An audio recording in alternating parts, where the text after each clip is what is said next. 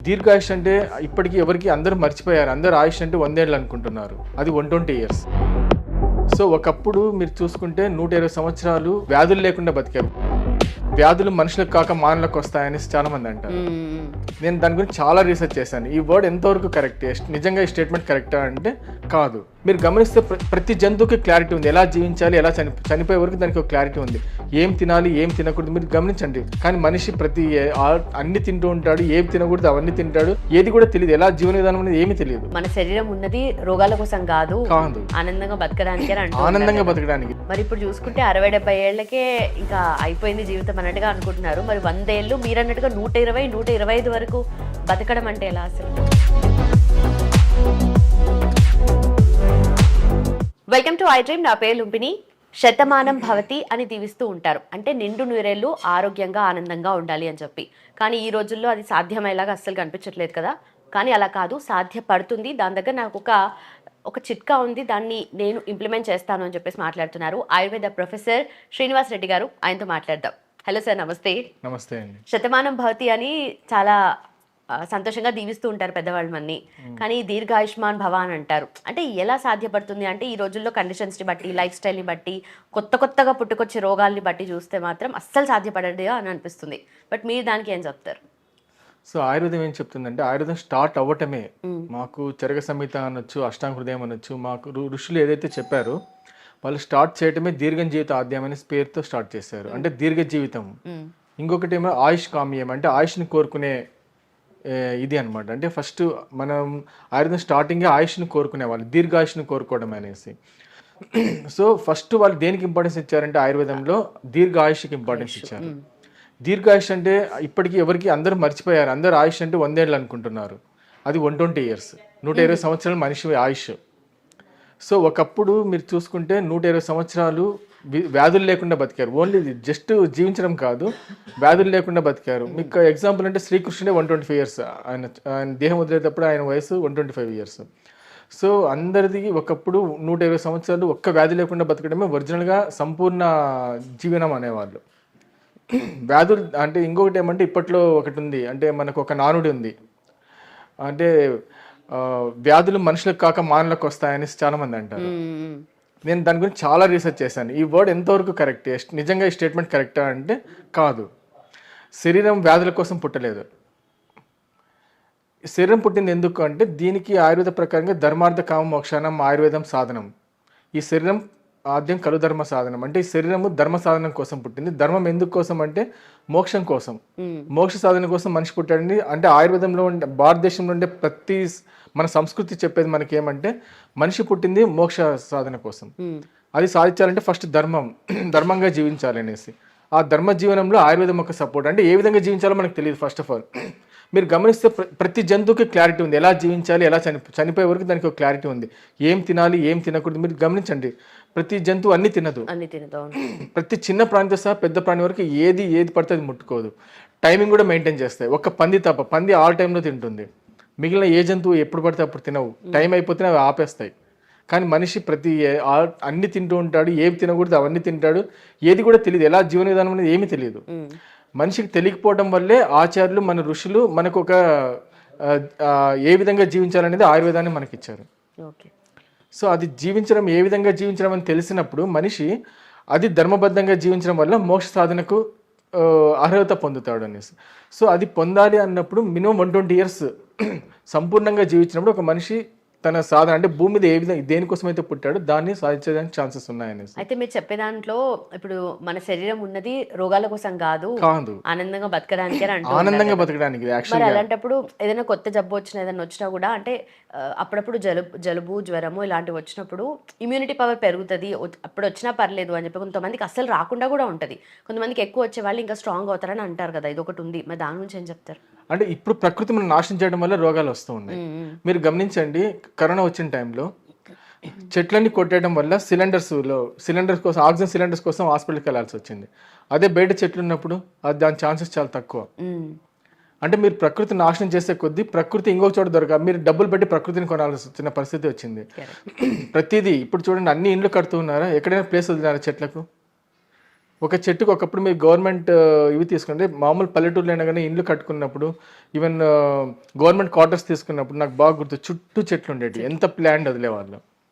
So అది ఒరిజినల్గా అది మెథడ్. మనిషి ఏ విధంగా జీవించాలో ఒక ప్రకృతి చుట్టూ ప్రకృతిలో భాగమై జీవించాలి తప్ప ప్రకృతిని నాశనం చేస్తూ ప్రకృతిని డామినేట్ చేసినప్పుడు రివర్స్లో వచ్చేటువంటి డిసీజెస్. కరెక్ట్.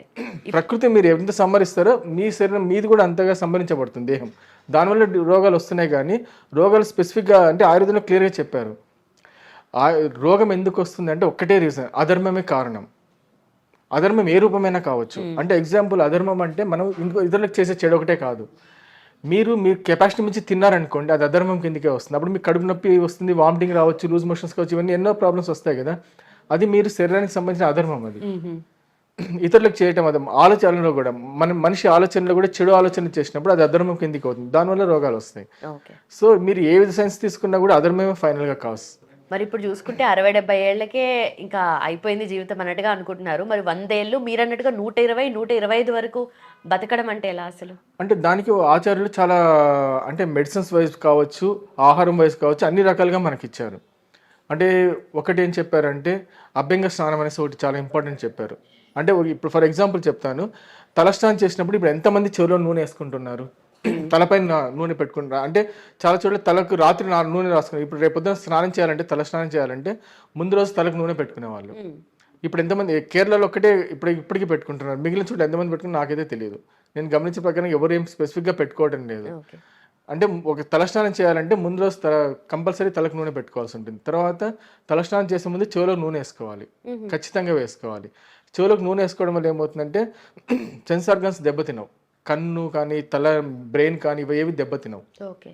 సో తర్వాత చేతులు అరికాళ్ళకు పాదాలకు నూనె రుద్దుకునేవాళ్ళు. బాగా రుద్దుకోవడం వల్ల అది శరీరంలో బ్యాలెన్సింగ్ జరుగుతుంది, హీట్ అవన్నీ బ్యాలెన్స్ అవుతాయి. అప్పుడు మీరు స్నానం చేసినప్పుడు మీలో ఉండే టాక్సిన్స్ అంతా బయటికి పోవడానికి హెల్ప్ అవుతుంది. తర్వాత ఆయుష్ పెరుగుతుంది. ఇప్పుడు అలా తలస్నానం చేయడం లేదు, మీరు డైరెక్ట్గా తలస్నానం చేయడం వల్ల ఆయుష్ క్షీణిస్తుంది, నరాలన్నీ ఆయుష్ తగ్గిపోతుంది, బ్రెయిన్ మొత్తం అన్ని పొరపాట్లే ఉన్నాయి. ఎక్కడే తెలియదు, మొత్తం ఏమీ తెలియదు. ఇప్పుడు నా ప్రకారంగా అయితే ఏమీ తెలియదు, సబ్జెక్ట్ ఎవ్వరికి తెలియదు. మొత్తం పోవడం వల్ల మీరు గమనిస్తారంటే మ్యాక్సిమం పీపుల్ నా దగ్గరికి వచ్చినప్పుడు పేషెంట్స్ ఒక్కటే చెప్తారు, ఆడవాళ్ళందరితో చెప్పింది నేను కామన్గా ఒక స్టేట్మెంట్ చెప్తాను. ఎక్కువగా 40 years ఏజ్లో చాలామంది వచ్చారు, మ్యాక్సిమం సయాటికా పెయిన్స్తో వచ్చారు, నడుము నొప్పి సయాటికా పెయిన్స్తో వచ్చారు. అందరి కోరిక ఏమంటే వాళ్ళ పిల్లలు చదువుతూ ఉన్నారంటే, సార్ మా పిల్లలు పెళ్ళయ్యే వరకు మేము హెల్తీగా ఉంటే చాలు, తర్వాత పోయినా పర్లేదు, అంతవరకు మాకు తగ్గించండి రోగం అనేసి. సపోజ్ పిల్లలకి పెళ్ళై ఉంటే వాళ్ళ పిల్లలు పుట్టే వరకు మాకు రోగం తగ్గించండి, తర్వాత మేము పోయినా పర్లేదు. అంటే ఎవ్వరు కూడా ఆయుష్ని కోరుకోవటం లేదు. మీరు గమనించండి, అందరు 60 years తర్వాత నాకు బతకడమే వద్దు, నేను వెళ్ళిపోతాను అనేసి మ్యాక్సిమం లేడీస్. జెంట్స్ అయితే ఎక్కువ అడిగింది నేను వినలేదు. లేడీస్ అయితే ప్రతి ఒక్కరు చెప్పిన మాట 60 సంవత్సరాల తర్వాత నాకు వద్దు జీవితం అనేసి అంటున్నారు. అంటే లేడీస్ జీవితం ఎంత దుర్భరమైందో మీరు గమనించవచ్చు. బయటికి ఎవరు కనిపించడం లేదు, అంటే బయటికి అందరూ బాగానే కనిపిస్తున్నారు కానీ మ్యాక్సిమం పీపుల్లో ఎవరిలో ఇంట్రెస్ట్ లేదు లైఫ్ పైన. ఆటోమేటిక్ ఇంట్రెస్ట్ అయినప్పుడు ఆయుష్ తగ్గిపోతుంది. మనిషికి జీవనించాలన్న కోరిక లేనప్పుడు ఆయుష్ ఎలా పెరుగుతుంది, తగ్గిపోతుంది. ఎందుకు తగ్గుతుందంటే ఆ స్ట్రెస్ లెవెల్స్ పెరుగుతూ ఉన్నాయి. ఫర్ ఎగ్జాంపుల్ ఇప్పుడు ఆయుష్ మీరు 100 సంవత్సరాలు ఉన్నారు, ఇప్పుడు లేడీస్నే తీసుకున్నప్పుడు ఆ మెన్స్ట్రువల్ సైకిల్ పీరియడ్లో ఎలా ఉంటుందో వాళ్ళకి కరెక్ట్గా ఇలాంటి ఫుడ్డే తినాలని చెప్పారు ఆయుర్వేదంలో. ఇలా దర్భచాప్ మీద పండుకోవాలి, ఇట్లా ఎక్కడంటే అక్కడే పండుకో, పైన పండుకోకూడదు, దర్భచాప్ మీద పండుకోవాలి, అప్పుడైతే బ్లీడింగ్ కంట్రోల్లో ఉంటుంది. తర్వాత వచ్చేసి ఫుడ్ కూడా అంటే పాలు, నెయ్యి, అన్నము, తర్వాత పెసరబ్యాలు ఇవే తినాలంటే కూలింగ్ చేసేటి, శరీరానికి కూల్ చేసేటి తినాలి. ఈ మసాలాలతో సహా ఏవి తినకూడదు, మొత్తం అన్ని తింటున్నారు. సో దాని నుంచే ఇప్పుడు పీసీఓడి ప్రాబ్లమ్స్ పెరగడం కానీ, ఒబేసిటీ కానీ, హార్మోన్ ఇంబ్యాలెన్స్ కానీ, మొత్తం ఆ పీరియడ్ టైంలో చేసిన ఇంబ్యాలెన్సే లైఫ్ టైం వాళ్ళు సఫర్ అవుతూ ఉన్నారు. ప్లస్ అది ఇలా ప్రాబ్లమ్స్ ఇది చేయకూడదని చెప్పేవాళ్ళు కూడా ఎవరు లేకుండా పోయారు ఇప్పుడు. సో ఇంకోటి ఏమంటారంటే పీరియడ్స్ టైంలో పెయిన్ కామన్ అంటారు, అసలు కామన్ కానే కాదు. వాళ్ళు ఫుడ్ మెయింటైన్ చేసినప్పుడు అసలు పెయిన్ అనేది రాదు. కానీ ఇప్పుడు మోడర్న్ సైన్స్ ఏం చెప్తా అంటే పెయిన్ అనేది కామన్ అని చెప్తారు. నేను ఎంతమంది చూసాను, లేదు వాళ్ళకి లైఫ్ స్టైల్ చేంజ్ చేస్తే కానీ పెయిన్ రానే రాదు అసలు. సో అది తెలియని, సైన్స్ తెలియని కూడా తెలియదు ఇలా ఉంటుంది లైఫ్. అందుకని అప్పుడు ఫుడ్ చేంజ్ చేశారు ఆయుర్వేదంలో, ఫుడ్ ముందే చేంజ్ చేశారు. ప్లస్ దర్భ చాప్ మీద పండుకోవాలి, ప్లాస్టిక్ చాపల పైన కూడా పండుకోకూడదు, దేని మీద భూమి మీద పండుకోకూడదు, పరుపుల పైన పండుకోకూడదు. మీరు దర్భ చాప్ మీద పండుకున్నప్పుడు దాంట్లో ఎలక్ట్రిసిటీ ఉంటుంది, దాని యాక్షన్స్ డిఫరెంట్, అది బ్లీడింగ్ని కంట్రోల్ చేస్తుంది, ఎక్సెస్ బ్లీడింగ్ ఉన్న దాన్ని కంట్రోల్ చేస్తుంది. ప్లస్ దాన్ని చాలా బాడీలో ఉండే హీట్ని అంతా బ్యాలెన్స్ చేస్తుంది. ఎందుకంటే లేడీస్ జనరల్గానే హీట్ ఎక్కువ ఉంటుంది, అది బ్యాలెన్స్ చేయడం వల్ల ఎన్నో ప్రాబ్లమ్స్ పోతాయి. సో అదంతా చెప్పడం లేదు, టెక్స్ట్లో కూడా చాలా లేవు. తర్వాత బయట కూడా చెప్పడం లేదు. ప్లస్ అందరూ సైన్స్ని నమ్మడం వల్ల సైన్స్లో చెప్పింది కన్ఫర్మ్ చేసుకోవడం వల్ల బ్రెయిన్లో అది కన్ఫర్మేషన్ చేసేసుకుంటున్నాను. సో ఇలా ఎందుకంటే నేను పేషెంట్ చూసినప్పుడు చూశాను కొంతమంది 80 ఏళ్ళ వాళ్ళని 60 ఏళ్ళ వాళ్ళని వాళ్ళకు 6 డెలివరీలు అయినా కూడా ఒక్కసారి కూడా జీవితంలో హాస్పిటల్ మెట్లు ఎక్కలేదు. అలాంటి వాళ్ళని చూసిన తర్వాత ఓకే ఎందుకు అంటే వాళ్ళు అప్పుడు జీవన విధానం. ఇంకోటి ఏమంటే అప్పట్లో అభ్యంగ స్నానం అనేసి చేసేవాళ్ళు. వారానికి ఒక్కసారైనా అంతా నూనె పూసుకొని శరీరం అంతా నూనె పూసుకొని తర్వాత ముక్కులో కంట్లో చెవిలో నూనె వేసుకునేవాళ్ళు. అది చేయటం వల్ల ఏమవుతుందంటే జీవితకాలం బ్రెయిన్ ఎప్పుడు వీక్ కాదు. తర్వాత పక్షవాతం ఎప్పటికీ రాదు జీవితంలో. కళ్ళు ఎప్పటికీ వీక్ కావు, పండ్లు ఊడవు. నూనెకి ఇంత అంటే ఎంత డైరెక్ట్ కనెక్షన్? నూనెకు సపోర్ట్ చేసేది ఉంది. దాంట్లో మేము మెడికేటెడ్ ఆయిల్స్ చేస్తాం కొన్ని. వాటికి ఎంత పవర్ ఉంటుందంటే నేను ఒక డ్రాప్స్ చేసి ముక్కులోకి ఇచ్చినప్పుడు ఆయనకు బ్రెయిన్లో బ్లాక్స్ ఉన్నాయి. అప్పటికి నాకు తెలియదు. 1 మంత్ తర్వాత ఆయన కొంచెం చెయ్యి వీక్నెస్ అనిపిస్తే 1 మంత్ నుంచి వీక్నెస్ అంటే అతను బెంగళూరుకి వెళ్ళి చెకప్ చేసుకున్న తర్వాత బ్రెయిన్లో బ్లాక్స్ అని చెప్పారు. కానీ అతనికి పెరాలిటిక్ అటాక్ కాలేదు. ఎందుకు కాలేదు అంటే ఈ డ్రాప్స్ వేసుకోవడం వల్ల. సో ఎప్పటికీ అది వీక్ కాదు, బ్రెయిన్ వీక్ కాదు ఒకటి. తర్వాత కన్ను ఎప్పటికీ వీక్ కాదు. కంటి చూపు అనేది ఎప్పటికీ 120 years తగ్గదు. ఒక్క పన్ను కూడా పడదు నా ప్రకారంగా. చెవిలో నూనె వేసినప్పుడు 120 years పంటి ప్రాబ్లమ్స్ అనేది రావు. అంటే పంటి డాక్టర్స్ అంతా క్లోజ్ చేస్తారు. మీరు గమనిస్తే 30 years బ్యాక్ పంటి డాక్టర్స్ ఇంతమంది లేరు. ఆ పంటి ప్రాబ్లమ్స్ తక్కువ. ఎందుకంటే అప్పుడు అందరు చెవిలో నూనె తినడం కూడా నెయ్యి ఇవన్నీ ఎక్కువగా తినేవాళ్ళు ఒకప్పుడు. అంటే అది ప్యూర్ ఆర్గానిక్ కాబట్టి ఆ టైంలో బాగా తినేవాళ్ళు. ఇప్పుడు ఎందుకు పాలు ఇవన్నీ వద్దంటున్నారంటే ఆర్గానిక్ కాకపోవడం వల్ల. ఇప్పుడు ఆర్గానిక్ కాకపోవడం వల్ల అన్నీ ఇది అంటే కెమికలైజ్డ్ మిక్సింగ్ అయిపోయి సో ఇప్పుడు మిల్క్ డైట్ అంతా చాలామంది డాక్టర్స్ వద్దంటున్నారు. సో అప్పుడు ఆ రకమైన ఫుడ్ తర్వాత శరీరానికి కూడా అభ్యంగ స్నానం చేసేవాళ్ళం. సో అభ్యంగ స్నానంలో ఏమంటే స్పెసిఫిక్ మేము దాన్ని ఏమంటే ఇది అంటే ధాతు వృద్ధి సంబంధించిన మెడిసిన్స్తో తయారు చేస్తాము. అది వాడినప్పుడు ఏమవుతుందో జీవితకాలంలో పెయిన్స్ అనేటివి రావు, మజిల్స్ వీక్ కావు 120 years, తర్వాత బోన్స్ వీక్ కావు. అది పూస్తూ ఉన్నప్పుడు 1 year తర్వాత ఏ ఆర్గాన్ కూడా వీక్ కాదు, మీకు ఆర్గాన్స్ ఏవి కూడా వీక్ కాదు. అంటే ఆ ఆర్గాన్స్ యొక్క ఏమంటాం స్ట్రెంగ్త్ పెరుగుతుంది.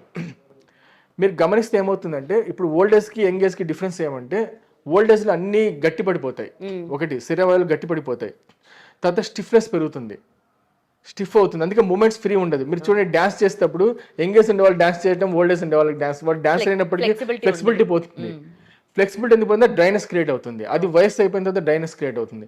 ఇది అభ్యంగం చేస్తూ ఉన్నప్పుడు నిత్యం అభ్యంగం చేసుకుంటున్నప్పుడు ఏదైతే ఉంటుందో ఆ స్టిఫ్నెస్ క్రియేట్ కాదు, ఎప్పుడు ఆయిలీగా ఉంటుంది.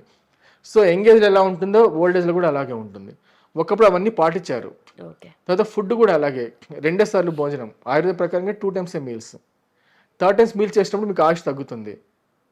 4th టైం చేస్తే ఇంకా గెస్ట్ చేసుకోవచ్చు. ఆయుష్ ఎందుకు క్షీణిస్తుంది అంటే టైమింగ్స్ ఆఫ్ ఫుడ్ టైం ఎంత పెరుగుతుందో అంత ఆయుష్ క్షీణిస్తుంది. కానీ క్వాంటిటీ ఒకటే మీల్లో ఎక్కువ కాకుండా కొంచెం షార్ట్ మీల్స్ అలా తీసుకోవాలని అంటారు కదా, షార్ట్ డ్యూరేషన్ గ్యాప్ ఇచ్చి. ఇది మోడర్న్ వాళ్ళు చేసిన అది మిస్టేక్ అనొచ్చు. ప్రతి దానికి ఒక కౌంటర్ ఉంటుంది. వాళ్ళు చేసిన ఇది వాళ్ళు మనకు అంటించిన కొన్ని పైత్యాలు చాలా అంటించారు మోడర్న్ సైన్స్. దాంట్లో ఇది ఒకటి. ఒకప్పుడు రొట్టె తిని మార్నింగ్ వెళ్తే ఈవినింగ్ వచ్చి తినేసి పండుకునేవాళ్ళు. మీరు గమనిస్తే మీరు ఉదయం లేచినప్పుడు ఎర్లీ మార్నింగ్ అంటే ఇప్పుడు అసలు లేయటం అనేది తెలియదు. మార్నింగ్ 4 o'clock అప్పుడు లేస్తుంది అందరూ, ఆడవాళ్ళైనా మగవాళ్ళైనా 4 గంటలకు లేచేవాళ్ళు. ఇప్పుడు టైమింగ్ మారిపోయింది. తర్వాత మీరు టిఫిన్ టైమింగ్ 3 పూట్ల స్టార్ట్ అయింది. ఒకప్పుడు 2 పూట్లనే. ఉదయం అంటే గంజి లాంటిది ఏదో తాగేవాళ్ళు. తర్వాత అరౌండ్ 10 o'clockకి 9 to 11 లోపల ఒక మీల్స్ తినేసేవాళ్ళు, కంప్లీట్గా ఫుల్ తినేసేవాళ్ళు. తర్వాత మళ్ళీ 5 to 7 ఈవినింగ్ తినేసేవాళ్ళు. అంటే అప్పుడు తినే ఫుడ్ ఏమంటుందంటే లాంగ్ స్టాండింగ్. అంటే మీరు ఎగ్జాంపుల్ చెప్తాను, రొట్టె ఎక్కువ తినేవాళ్ళు, రొట్టెలు జొన్నలు అనుకో, ఇక్కడ రొట్టెలు ఇంకొక చోట ఇంకొకటి ఏదైనా ఉండొచ్చు. బట్ ప్రాసెస్ మెథడ్ ఏదైతే ఉందో మీరు గమనిస్తే ఒకప్పుడు జొన్నలైనా గోధుమలైనా ఇసిరేవాళ్ళు, ఇసిరనేవాళ్ళం కదా. ఇసిరినప్పుడు ఏమవుతుందంటే అది హీట్ క్రియేట్ కాదు, దాంట్లో ఎనర్జీ ఏమీ వేస్ట్ కాదు. అదే మీరు మిక్సీకి వేసినా లేకపోతే గ్రైండింగ్ చేసినా అది హీట్ క్రియేట్ అవుతుంది కదా, ఎనర్జీ మొత్తం పోతుంది. మీరు ఎంత తిన్నా మీరు ఆకలి అవుతుంది. మీరు ఇసురుకొని తినింది ఆకలి కాదు. తర్వాత మీరు తిన్నప్పుడు మీరు ప్రతి ముద్దకు లాలాజలం మిక్స్ అవ్వాలి. మిక్స్ కాకపోతే మళ్ళీ ఆకలి అవుతుంది. మీరు గమనించి తిండిలో చాలా మెథడ్స్ ఉంటాయి. మీరు తిన్నప్పుడు ప్రతి ముద్దకు లాలాజలం మిక్స్ అవ్వాలి. నీళ్ళు తాగినప్పుడు కూడా ప్రతిసారి మీరు డైరెక్ట్ చాలా మంది డైరెక్ట్ నోట్లో పైప్ అన్నట్టుగా పోస్తారు. పైప్ కాదు, నోరు నుంచి లోపల పైప్ లేదు. యాక్చువల్గా మీరు పోసింది ప్రతి ముద్దలాగా దిగుతుంది. ప్రతి ముద్దలో లాలాజలం మిక్స్ అవ్వాలి. లాలజలం ఎంత మిక్స్ అవుతుందో అంత స్టాండింగ్ ఎనర్జీ అంత లాంగ్ ఉంటుంది. ఓకే. లాలజలం మిక్స్ కాకపోతే ఎనర్జీ ఉండదు. మీకు 2 hours లో మళ్ళీ ఆకలి అనిపిస్తుంది. అందుకే ఎక్కువ నమిలి తినాలి అని అంటారు. ఎక్కువ నమిలి అన్నప్పుడు దాంట్లో టెక్నిక్స్ ఉన్నాయి. ఎందుకు తినలేక నేను గమనించి అందరూ ఏం చెప్తారు 32 12 అంటే 32 సార్లు నమిలి తినండి సింపుల్ గా స్టేట్మెంట్ ఇచ్చేస్తారు. బట్ స్టేట్మెంట్ మరి అంత స్టేట్మెంట్ ఇచ్చిన ఎందుకు తినలేకపోతున్నారు అనేసి తినలేకపోతున్నారు అందరూ. సో దానిపైన నేను స్టడీ చేశాను ఎందుకు వీళ్ళు తినలేకపోతున్నారు అనేసి. సో తినేటప్పుడు కొన్ని ప్రాసెస్ టెక్నిక్స్ ఉన్నాయి. ఆ టెక్నిక్స్ చేస్తే తినొచ్చు. 32 టైమ్సే కాదు, అది గట్టి పదార్థం అయితే ఎక్కువసార్లు తినాల్సి వస్తుంది, మెత్తని పదార్థం మీద తక్కువ టైమ్స్ తినాల్సి వస్తుంది. కాకపోతే ఎప్పుడు కూడా ఫుడ్ లిక్విడ్ ఫామ్లో ఉండకూడదు, అది రాంగ్. లిక్విడ్ ఫామ్లో ఉన్నప్పుడు నమలలేము, మింగేస్తాం మనం. సో కొంచెం హార్డ్. అందుకనే వెజిటబుల్స్ కూడా హాఫ్ కుక్ కూడా తినేవాళ్ళు, హాఫ్ బాయిల్డ్ అనేవాళ్ళు. హాఫ్ బాయిల్డ్ అయితే నమలడానికి అవుతుంది, నమలడానికి కాకుండా తింటే అది వేస్ట్. ఎందుకంటే లాలజలం మిక్స్ కాదు. మీరు నమిలినప్పుడే లాలజలం వస్తుంది బయటికి, నమలడానికి లేనప్పుడు అది మెత్తగా ఉన్నప్పుడు లాలజలం రానప్పుడు మింగేస్తారు. మింగినప్పుడు దాని ఎనర్జీ షార్ట్ డ్యూరేషనే ఉంటుంది. మీరు ఏదైనా సరే బాగా నమిలినప్పుడు లాంగ్ స్టాండింగ్ ఎనర్జీ ఇస్తుంది. సో ఇప్పుడు వాళ్ళు చెప్పిన 2 hours అన్నప్పుడు అందరు మింగుతారు కదా, అన్ని మింగినప్పుడు మీకు ఏముంటుంది, జ్యూస్ కూడా రాంగ్ కాన్సెప్ట్ యాక్చువల్గా. ఫర్ ఎగ్జాంపుల్ ఆయుర్వేదంలో చెప్పారు షుగర్ కేన్ జ్యూస్ తాగుతాము, ఏదైతే యంత్ర నిష్పత్తి తాగుతా అంటే యంత్రంతో ద్వారా పీడనం చేసిన అంటే మనం ప్రాసెస్ చేసిన జ్యూసెస్ అన్నీ ఏమవుతాయంటే బాడీలో హీట్ క్రియేట్ చేస్తాయి. సో దాని గురించే వాళ్ళు అల్లము నిమ్మకాయ పెట్టడానికి అదే రీజన్. వాళ్ళకు కూడా టేస్ట్ అనుకుంటారు, టేస్ట్ కోసం కాదు, అది దాని సైడ్ ఎఫెక్ట్ తీయడం కోసము నిమ్మకాయ అల్లం పెట్టేది. అది ఎందుకంటే యంత్రంలో తీయడం వల్ల దానికి సైడ్ ఎఫెక్ట్ వస్తుంది. సో అది రాకుండా బ్యాలెన్స్ చేయడం కోసం అల్లం నిమ్మకాయ పెడతాను. సో ఈ విధంగా ఎన్నో ప్రాసెస్లు మనం రాంగ్ ప్రాసెస్లో తింటున్నాం. జ్యూసెస్ కూడా రాంగ్ ప్రాసెస్, పండు డైరెక్ట్గా తినడమే కరెక్ట్ ప్రాసెస్ యాక్చువల్గా. కాబట్టి వెజిటబుల్స్ తర్వాత ఇదే మీరు జొన్నలైనా గోధుమలైనా ఇసిరి తినడం, తర్వాత దంపుడు బియ్యం అది లాంగ్ స్టాండింగ్ ఎనర్జీని ఇస్తుంది. అది తిన్నప్పుడు కూడా మీకు ఆకలి తొందరగా కాదు. అదే మిషన్ పట్టింది పాలిష్డ్ ఫుడ్ తొందరగా, ఎందుకంటే దాంట్లో ఎనర్జీ ఉండదు కాబట్టి తొందరగా ఆకలి అవుతుంది. సో వాళ్ళు మనకంటే ఇచ్చారు. తర్వాత ఇంకొకటి ఏమంటే నైట్ మీరు 9 లోపల పండుకుంటే మీరు 5 o'clock తిన్నా కూడా ఆకలి కాదు. కావాలంటే గమనించండి, మీరు 5 o'clock భోంచేసి ఫుల్గా ఈవినింగ్ నైట్ 9-10 o'clock వరకు మీకు అస్సలు తినాలనిపించదు, ఆకలి కూడా కాదు. 10 తర్వాత మీరు మేల్కొని ఉన్నారంటే మీకు కంపల్సరీ తినాలని అనిపిస్తుంది. ఎందుకు అంటే అప్పుడు ఒక ఇది అమినో యాసిడ్ ప్రొడ్యూస్ అవుతుంది బ్రెయిన్లో, ఇది రీసెర్చ్ చేయబడింది. అది ప్రొడ్యూస్, దాని గుణం ఏమంటే ఏదైనా నమలాలి, ఆకలి కూడా కాదు, నమలాలన్న ఫీలింగ్. అందుకని మనం కరెక్ట్ 10 తర్వాత ఇలా చూస్తాం ఏదైనా కనిపిస్తుందా అనేసి. సో దానివల్ల అది తినడం ఏమైపోతుందంటే మీరు అప్పుడు తిన్నారంటే మీకు ఆయుక్షీణమే, అదంతా నైట్ తింటే ఆయుక్షీణమే. సో మనకు తెలియకుండా ఎన్నో ఆయుక్షీణాలు. ఇది 2 times తిన్నవాడికి ఎప్పటికీ ఆయుక్షీణం, వాడు 20 years బతుకుతారు. 3 times తిన్న వాళ్ళది ఆయుష్ తగ్గుతుంది. 4 times తిన్న వాళ్ళకి ఇంకా మిడిల్ తిన్న వాళ్ళకి చెప్పలేము, వాళ్ళ ఆయుష్ ఎంత అనేది కూడా జడ్జ్మెంట్ రాదు. కానీ ఇప్పుడు మోడర్న్ సైన్స్ దయ వల్ల బతుకుతున్నారు. ఎలా బతుకుతున్నారంటే మెడిసిన్స్ వాడుతూ బతుకుతున్నారు. కాబట్టి అంటే హ్యాపీగా ఆనందంగా అన్ని తిని బతకడం లేదు, మెడిసిన్స్ వేసుకుంటూ జీవిస్తున్నారు. సైన్స్ చేసిన అది మంచో చెడో తెలియదు కానీ అందరూ మందులతో బతుకుతూ స్థితికి వచ్చేసారు. ఎవరు కూడా మందులు లేకుండా బతికే స్థితిలో ఎవరు లేరు ఇప్పుడు. సో మొత్తానికి మన లైఫ్ స్టైల్లో ఇన్ని మార్పులు జరిగాయి కాబట్టి ఆయుష్ కూడా తగ్గుతూ వస్తుంది. మనం కోరుకోవడం కూడా మీరు ఎవరైనా గమనించి ఎవరైనా అడగండి, ఎవరు బతకాలని ఇష్టపడటం లేదు, ఎవరిలో కూడా ఇంతజాజం లేదు. అంటే ఒకప్పుడు అంటే ఒక ఒరిజినల్ గా మనిషి అన్నప్పుడు యాక్టివ్నెస్ ఉంటుంది, ఇంతజాజం ఉంటుంది, జీవించాలన్న ఒక ఉత్సాహము అది చాలా ఉంటుంది. అది కూడా పోయింది ఇప్పుడు, మనిషిలో ఉండాలన్న ఫీలింగ్ పోయింది. సో అందుకని సైన్స్ ఎలా చెప్తుందంటే ఇప్పుడు మీరు ఆయుష్ తగ్గిపోయింది అని చెప్తున్నారు, ఏం తగ్గలేదు, ఆయుష్ ఎప్పటికీ తగ్గలేదు.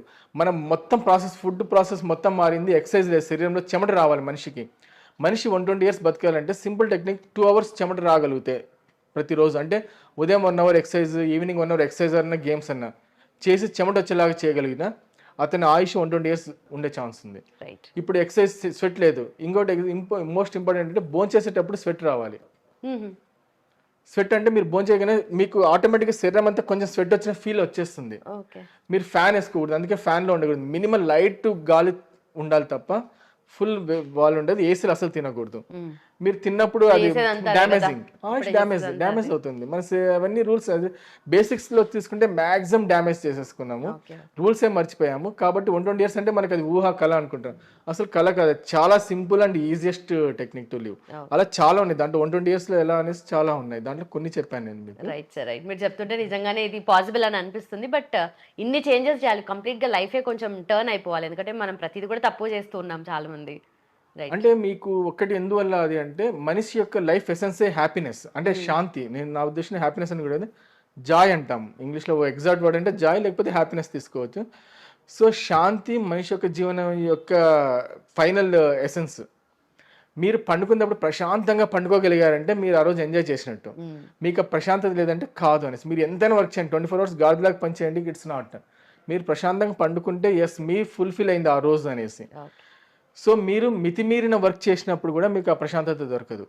తర్వాత ఇంకొకటి ఏమంటే, మీరు సాయంత్రం తర్వాత సూర్యాస్తమైన తర్వాత ఎవరైతే బిజినెస్ చేస్తారో వాళ్ళు ఎవరికి ప్రశాంతత దొరకదు, పండుకోలేరు, నిద్ర కూడా రాదు. కన్ఫర్మ్ చేస్తాను నేను. సూర్యాస్తమైన తర్వాత ఎవరైతే వ్యాపార విషయాలు మాట్లాడతారో, వ్యాపారం చేస్తారో, ఎక్సెప్ట్ ఒక ఎమర్జెన్సీకి చేసే వాళ్ళు తప్ప. అంటే ఇప్పుడు ఎమర్జెన్సీలో డాక్టర్స్ వర్క్ చేయాల్సి ఉంటుంది, పోలీస్ వర్క్ చేయాల్సి ఉంటుంది, ఇంకొంతమంది ఎమర్జెన్సీ నైట్ టైమ్స్ సర్వీసెస్ కొంతమంది చేస్తారు, ఎసెన్షియల్ సర్వీసెస్ ఉంటాయి. సో వాళ్ళు మినహాయించి మిగిలిన ఎవరైతే నెసిటీ ఉన్నా లేకపోయినా నైట్ ఇది సూర్యాస్తమైన తర్వాత జాబ్స్ కానీ ఇంకోటి కానీ చేస్తూ పోతారు. వాళ్ళు దేమే ఎర్న్, అంటే వాళ్ళు సంపాదించుకోవచ్చు, కానీ హ్యాపీనెస్ తగ్గుతుంది, నిద్ర తగ్గుతుంది, ఆయుష్ తగ్గుతుంది, 3 తగ్గుతాయి. కాబట్టి గమనించండి, నేను ఇది అన్ని రీసెర్చ్ చేశాను. అందరూ అంతే. అంటే ఈవెన్ అందరికీ ఇది వర్తిస్తుంది, ఈవెన్ డాక్టర్స్ ప్రతి ఒక్కరికి ఇది వర్తిస్తుంది. ఎవరికి నిద్ర రాదు. చూసే వాళ్ళు అందరూ ఏమనుకుంటే వీళ్ళు చాలా ఎంజాయ్ చేస్తున్నారు, చాలా బాగున్నారని మనం అనుకుంటాం, కానీ అస్సలు అలా లేనే లేదు. నిద్రనే లేదు. నిద్ర లేనప్పుడు మనిషి చాలా బీదవాడి కిందికి లెక్క. నా ఫస్ట్ ప్రైమ్ ఏమంటే, ఒక మనిషి సంతోషంగా నిద్రపోకపోతే చాలా బీదవాడి కిందికి లెక్క. మిగిలిన ఏమైనా ఉండండి, అంతా సెకండరీ. ఆరోగ్యం లేనప్పుడు కూడా బీదవాడి కిందికి లెక్క. బట్ ఆరోగ్యం కంటే నిద్రని నేను ఫస్ట్ ప్రిఫరెన్స్ ఇస్తాను. ఓకే, మొత్తానికి నిద్ర ఆరోగ్యం. Right sir, thank you so much sir. Thanks అండి, నమస్తే.